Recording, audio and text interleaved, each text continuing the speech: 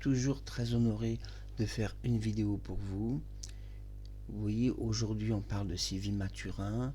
Bienvenue, les témoins de l'appartement. Cet appartement triste où serait mort entre guillemets Claude François, c'est pas si vrai non plus. Mais avant toute chose, je voudrais passer le bonjour à Nanti. J'ai proposé à mes abonnés de venir visiter votre chaîne et puis un des abonnés a été déçu parce que vous avez dit que je raconte une chose fausse sur votre ami Gérard. Alors je précise que je raconte jamais de mensonges. Il y a une date de publication Nanti de vos vidéos et cette date de publication pour les 3 vidéos que j'ai vues était de 2026, après ma série d'émissions et pas avant. Selon une vidéo que vous avez fait, vous expliquez que votre vidéo a été tournée en 2021. Donc si elle a été tournée en 2021, elle doit être quelque part sur YouTube. En tous les cas, les 3 vidéos que j'ai vues sont de 2026 et après ma série d'émissions. Un gros bisou Nanti et bonne chance à votre chaîne. Maintenant, on parle d'une personne qui est très très importante, qui est Sylvie Mathurin, et on va éclaircir un peu la situation sur cette fille qui était hors du commun, qui était hors norme. D'ailleurs, elle ne fait pas vraiment partie, on va dire, d'un club fan aujourd'hui. Elle est encore une fan indépendante. Sylvie qui faisait des choses qui étaient terrifiantes et pour Claude François et pour elle-même. Si on devait décrire toute sa vie, je crois que beaucoup de gens se poseraient des questions sur elle, mais c'est une bonne personne quand même qui a sacrifié sa vie pour quelqu'un d'autre. Ce quelqu'un d'autre, c'est Claude. Alors bonjour Sylvie Mathurin, on va mettre un peu la situation au clair sur le jour de la mort de Claude. Tu expliques dans diverses interviews que tu es arrivé et que Claude avait des cheveux mouillés. Tu as placé sa tête sur tes genoux. Donc s'il avait des cheveux mouillés, il était mort depuis combien de temps? 10 minutes? Parce qu'attention, les cheveux mouillés, ça sèche vite quand même. Hein? Si on fait une reconstitution devant la police, des cheveux mouillés, ça sèche quand même très vite, même sans séchoir. Donc tu es arrivé, on va dire pratiquement au moment où Claude est mort.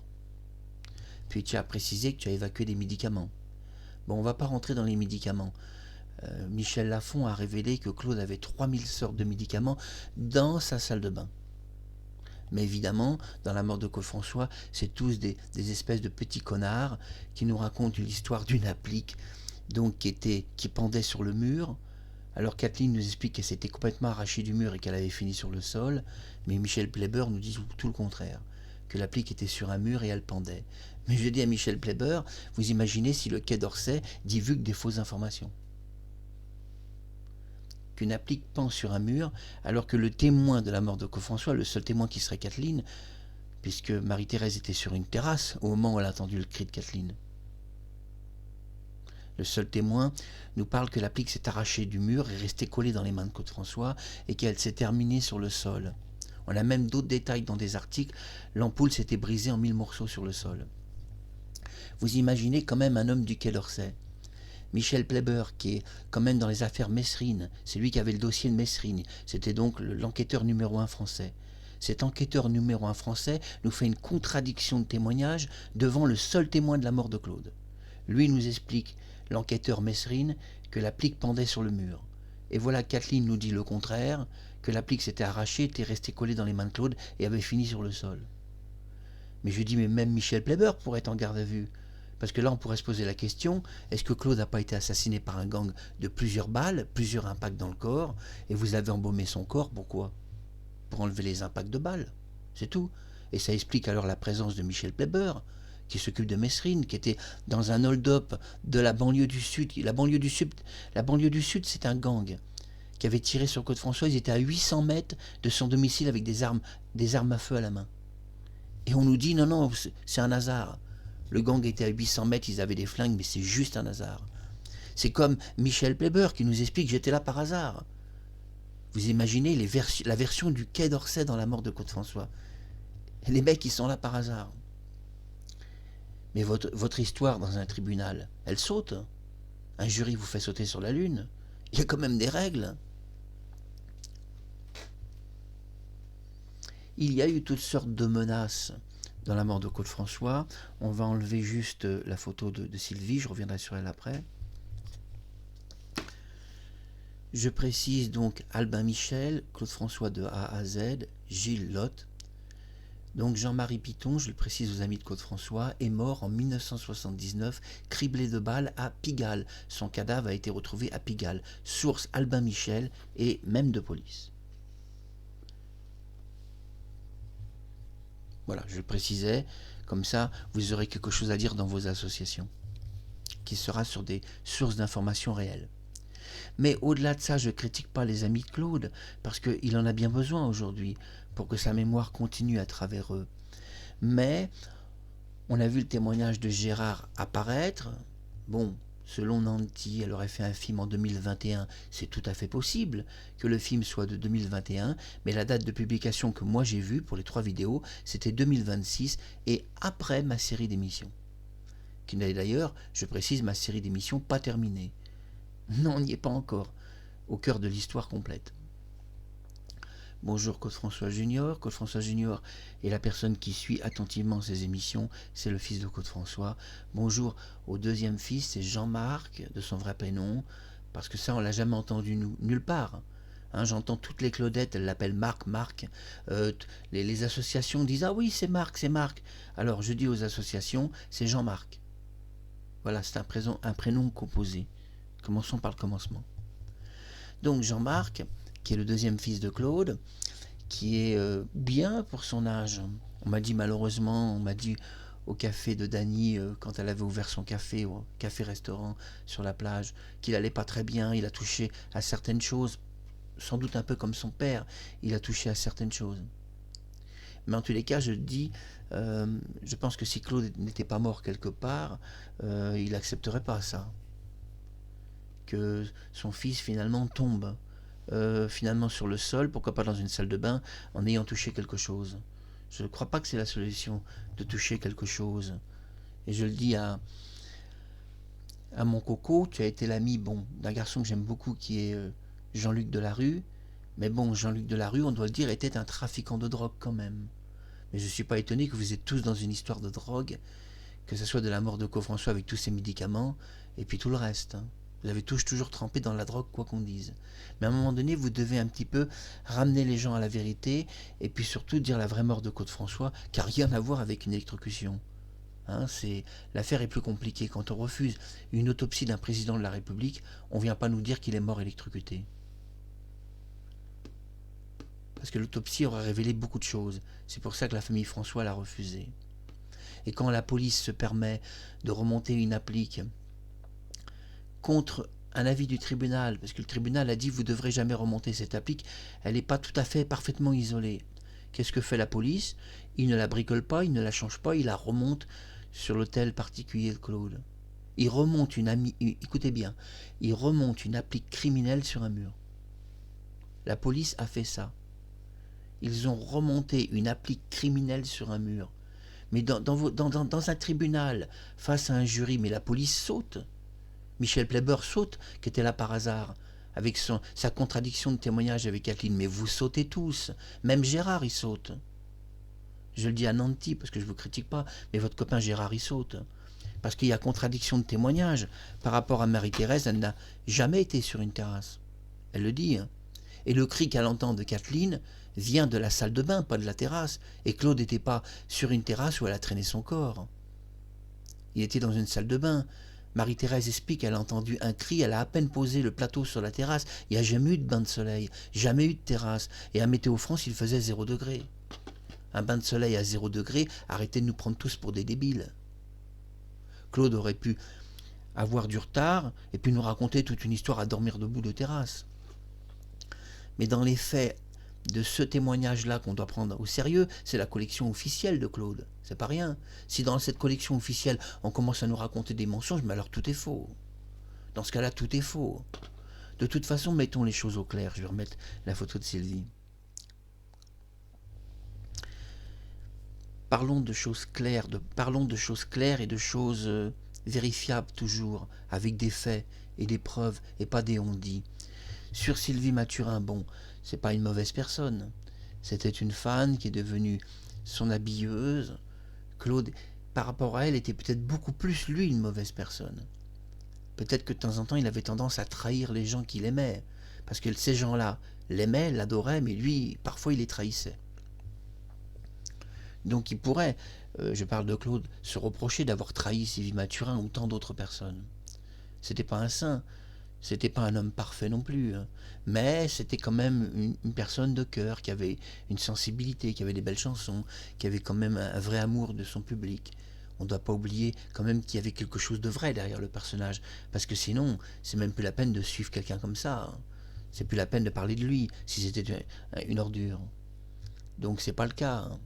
Mais bon, quand il a gardé l'argent des handicapés qui appartenait à Lino Ventura, et que Lino Ventura le soulève du sol, donc chez Castel, et puis lui dit tu sors de là ou je te tue, bon, il y avait quand même de la part de Claude certaines trahisons. On garde pas quand même l'argent des handicapés. Ça se fait pas. Et c'est sa sœur qui a dû faire un chèque pour s'excuser. Donc on doit dire parfois Claude était un peu... avec ses médicaments qu'il prenait, il avait plus tellement les pieds sur terre. Il se la jouait superstar, on doit le dire, et parfois trop. Et Lino Ventura a parfaitement eu raison de le soulever du sol et dire tu dégages de là où je t'emplâtre. Voilà exactement ces mots. Et ça a été dit par la personne qui vivait avec Lino, une de ses survivantes. Non, Claude, malheureusement, n'était pas parfait, il trahissait parfois des gens. Et ce qui est embêtant, c'est qu'il a trahi des gens qui l'ont profondément aimé. Ça aussi, c'est ennuyeux. Ça explique mieux. Ça explique mieux que Isabelle a acheté une arme. Elle le dit dans son livre. Parce qu'elle voulait tuer Sophia, et on le sait, même tuer Claude François, elle ne le dit pas clairement. Mais elle voulait les supprimer. Elle dit j'avais acheté une arme pour tuer Sophia. Mais on sait qu'elle aurait tué les deux. Non, malgré tout, Claude a fait des erreurs, il trahissait certaines personnes, comme France Gall aussi, qu'il a trahi. Bien que dans l'histoire de France Gall, je ferai une émission complète sur elle. Pourquoi? Parce que France Gall, elle n'a pas dit toute la vérité sur sa relation avec Claude. Il y a des mensonges de sa part. C'est pas clair, son histoire. Tout d'abord, c'est pas Claude qui l'a quitté, et c'est pas elle qui a quitté Claude François. Ça s'est jamais passé comme ça. La vraie histoire est terrible. Il y a quelqu'un qui a téléphoné au moulin de Danemois, c'est confirmé par la mère de Claude François, et a dit quelque chose au téléphone. Et c'est cette personne qui a séparé France Gall de Claude. C'est cette personne qui l'a fait. C'est pas Claude qui l'a quitté. C'est pas France Gall non plus. Vous êtes tous complètement désinformés. Vous connaissez même pas la vie de France Gall et de Claude François. Et elle a raconté n'importe quoi. Qu'il rendait personne heureux. C'est vrai que parfois il était con, Claude. Mais parfois non. Parfois il rendait heureux les gens. Ça dépendait de sa bonne humeur, des médicaments qu'il prenait, parce qu'il en prenait vraiment beaucoup trop. Quand on a 3000 sortes de médicaments dans sa salle de bain, on ne vient pas nous dire, comme Michel Pleiber l'a fait, qu'une applique, il a vu une applique qui pendait sur le mur, contradiction de témoignage avec Kathleen. Kathleen nous explique qu'elle est l'unique témoin de la mort de Claude, que l'applique est restée collée dans ses mains, s'est arrachée du mur et a fini sa course sur le sol. On peut trouver plein de témoignages. Donc imaginez si un mec du Quai d'Orsay, attaché à la ferme Esserine, il y a contradiction de témoignage avec Kathleen. Mais le Quai d'Orsay saute. Un jury vous fait sauter sur la lune. Le Quai d'Orsay est viré du tribunal en quelques minutes. On vous dirait, vous êtes viré là, Michel Pleiber et votre équipe, tout le monde sort. Il ne peut pas y avoir une telle contradiction entre une applique qui pend sur un mur et le témoin de la mort qui nous explique que l'applique a fini sur le sol. Et Michel Pleiber, en plus, qui explique qu'il était là par hasard. Mais là, je dis, vous sortez tous du tribunal. Un jury vous fait sortir, en disant, on n'a pas tellement envie d'entendre la suite. Vous commencez sur des mensonges, vous pouvez finir sur des mensonges aussi.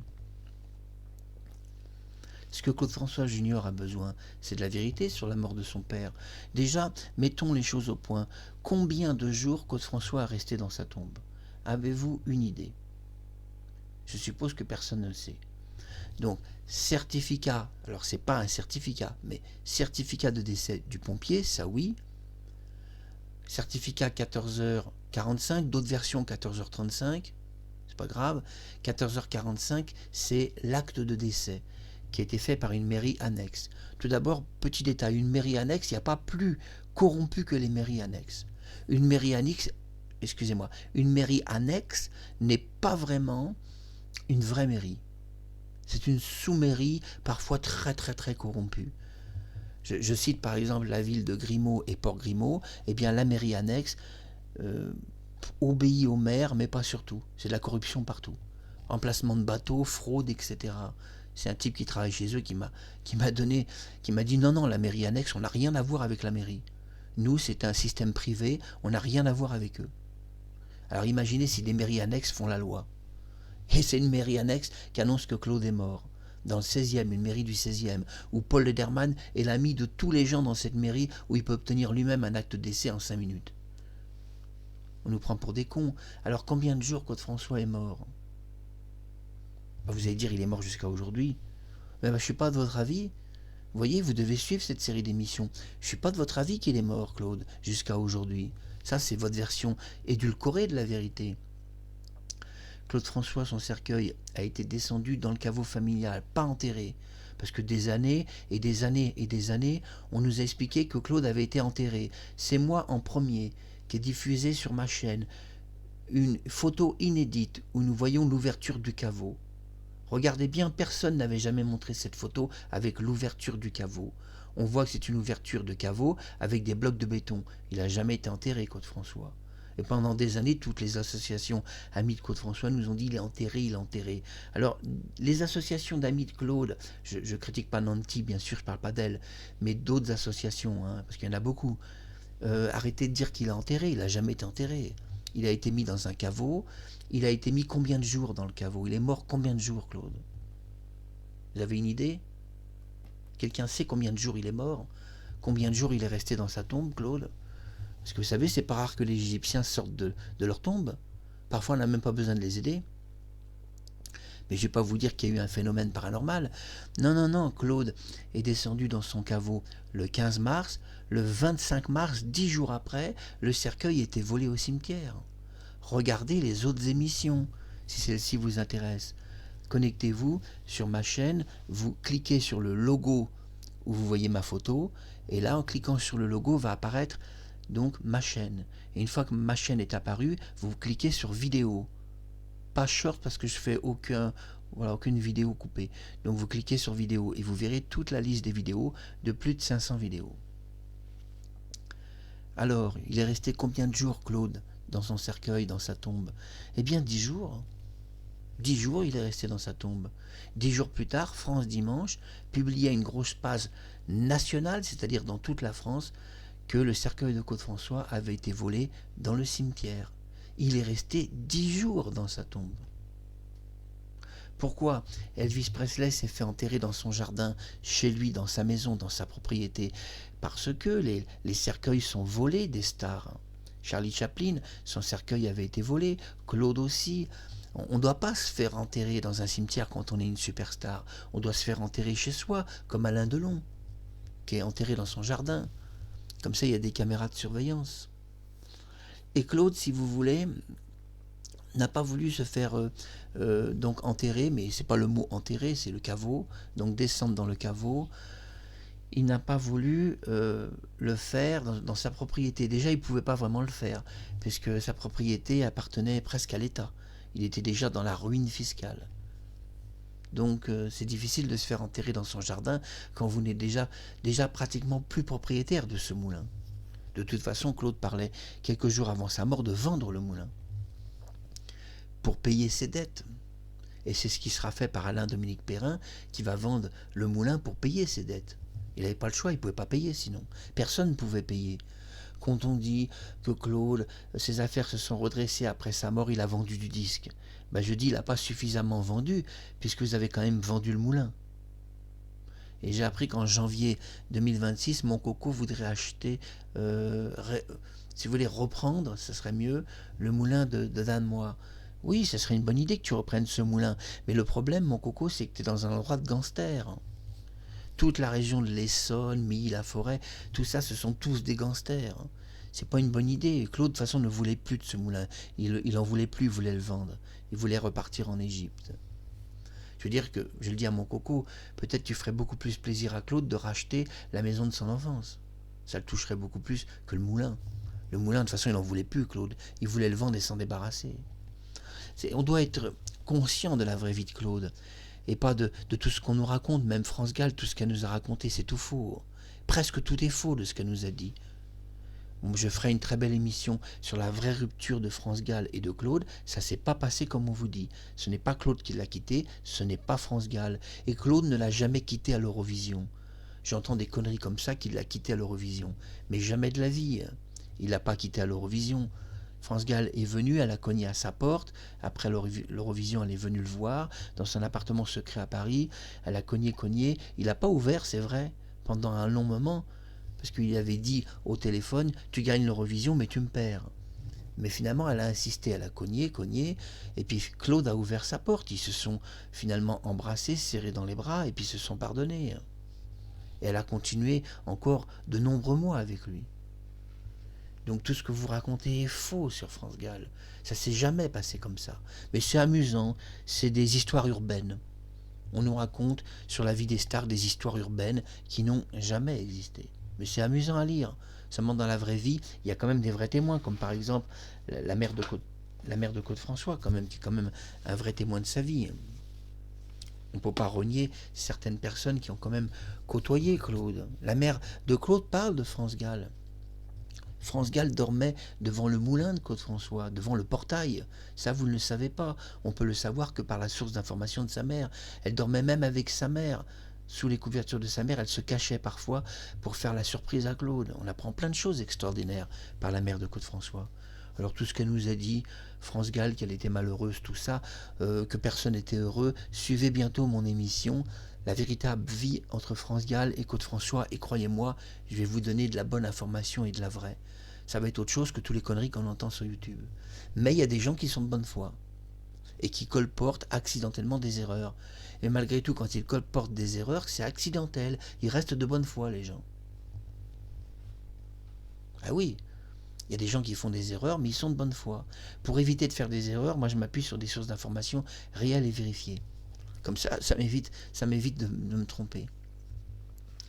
Et aussi, bien sûr, de ce que je sais sur Claude, de certains, par de nombreux témoins. Il y a des choses que je sais certains. Il y a des choses que je sais moins certains.